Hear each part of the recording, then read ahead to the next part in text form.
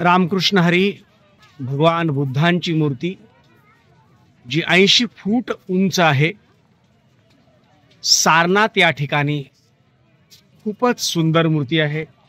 त्यासोबतच इथे असं सुंदर सुंदर कमळ पुष्प उमललेले आहेत। हे या ठिकाणचं आश्चर्य आहे, म्हणून हे या ठिकाणी मोठ्या प्रमाणावर पर्यटक येत असतात आणि ते भगवान बुद्धांच्या समोर नतमस्तकही होतात।